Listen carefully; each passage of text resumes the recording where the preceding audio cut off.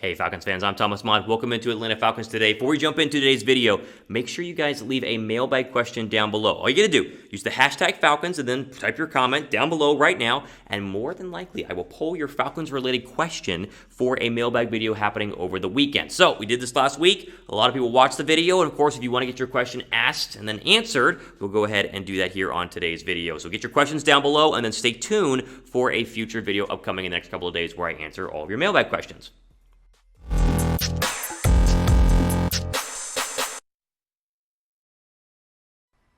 All right, Falcon fans, let's jump into today's video. Here's what we're going to do. I want to take a deep dive into the Falcons' 2021 wide receiver group because as we stand today, upon filming this early June here, Julio Jones has not been traded. Now, you might watch this a week later, a month later, 6 months later, and of course, at that point, we all understand Jones is most likely going to go ahead and be gone. And so I want to take a look at all the other wide receivers currently on this roster, whether they're new additions like Frank Darby or older guys like a Russell Gage, rank them and also see how big of an impact they can have and what's going to be a very different wide receiver group in Atlanta this year than what it has been for, a long time. This will be year one without Julio Jones, again, assuming he's traded, which he most likely will be. Here is what the Falcons are going to have with Matt Ryan at quarterback and these guys at wide receiver. We'll start with the current depth chart. Here's how I see it. Ridley, of course, number one. We'll talk about him in just a second. Russell Gage has got to be number two based on the fact he was very productive last year. Olamide Zaccheus will probably go into training camp at number three, but that number three spot is by no means locked up by him. I think Frank Darby could have a shot at it. Christian Blake could have a shot at it.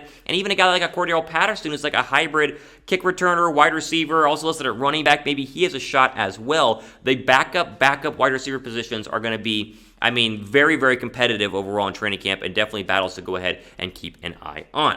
All right, we'll start with wide receiver number one. This is it. Obviously it's Calvin Ridley. In the absence of Julio Jones, he not only took over the number one wide receiver spot, but will be the number one wide receiver whenever Julio Jones is gone. Or again, if he is gone by the time you're watching this video. Now, like I said, Ridley already kind of took this over because he had way better production than Jones did in 2020, but it's more because Jones missed 7 games in 2020 dealing with the whole hamstring injury. So, now that he officially will become the star, and it's not the second fiddle behind Julio Jones, regardless of injury or not, how will he handle being the star? That's the main question I have this year for Calvin Ridley. He's been great the past 2 years. The stats have been off the charts. He's immediately emerged as a top wide receiver, not only on this football team, but around the NFC and around the league. But how is he going to handle the huge expectations? Because believe it or not, listen, Calvin Ridley has huge expectations. You might say again, Thomas, he had expectations last year and the year before, and he played really, really well. Yes, I know.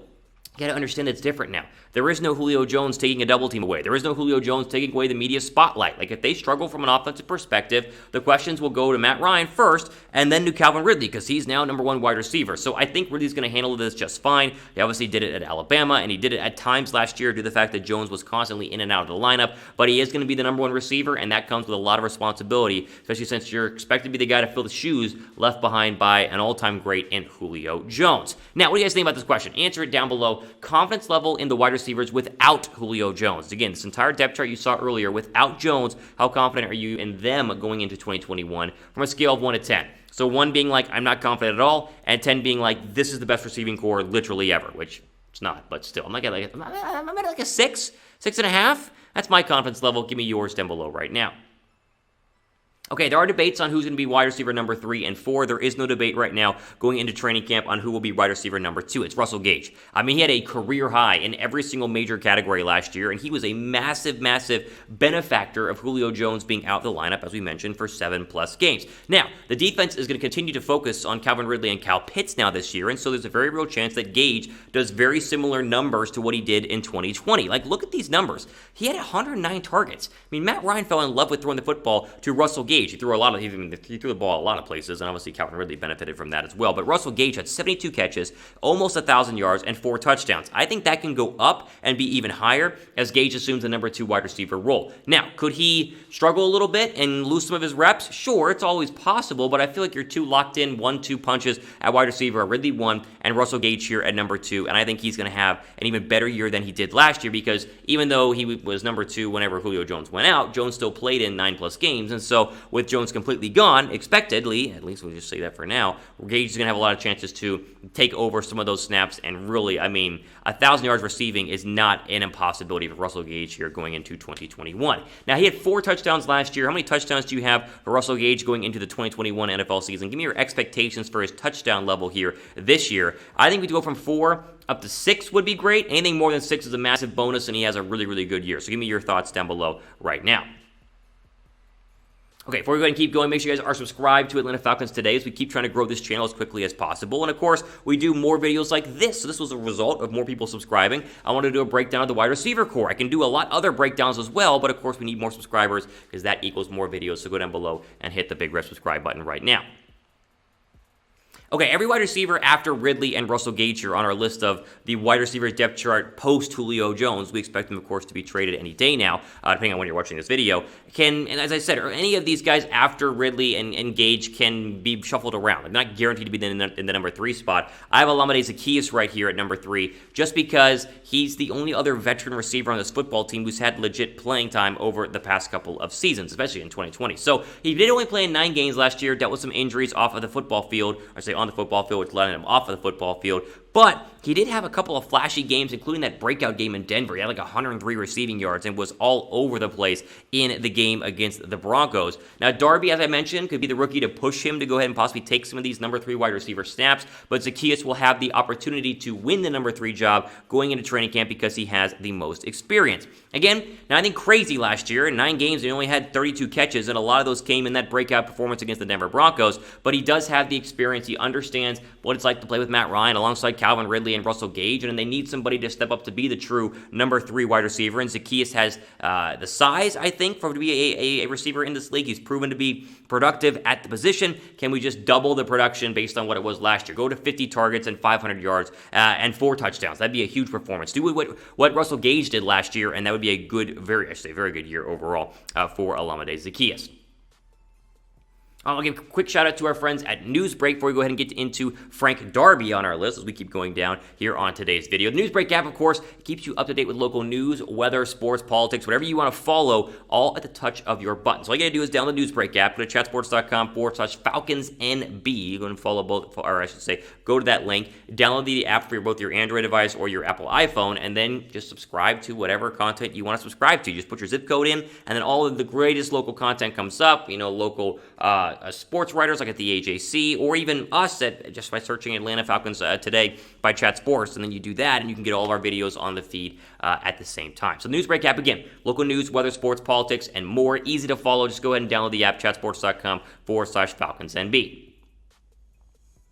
Okay, after Ridley and after Gage and after Zaccheaus, I mean, the next wide receivers on this list are all very much shuffled up. Anyone can be the number 4 wide receiver, but I wanted to touch on quickly Frank Darby, who was the rookie drafted out of Arizona State in the 6th round, who a lot of people said was a steal, and I can see how he was a steal in the 6th round, but he has a long way to go in order to be productive and actually be a competent wide receiver on this football team. So he only played in 3 games in 2020, and so the stats were basically non-existent, but his draft stock came via the 2019 season when he shared the field with the former first-round draft pick out of Arizona State and now a 49er, Brandon Aiyuk, and there was a very real discussion being had during the draft in 2019 that Darby could have been the better receiver. Now, he didn't have as many yards or catches as Brandon Aiyuk, but in 2019, the guy had 8 total touchdowns. I mean, he was really, really good making sure to get in the back of the end zone, and that's, of course, the Falcons' hope right now with him going into the 2021 NFL season. Don't expect a lot because late-round draft pick wide receivers, man, the growing pains for guys drafted outside of round 4, especially at wide receiver, are humongous, and so we don't expect anything crazy from him, but he has a chance, if he lives up to expectations, as he did in 2019, to go ahead and get some snaps in here and be a target of Matt Ryan's.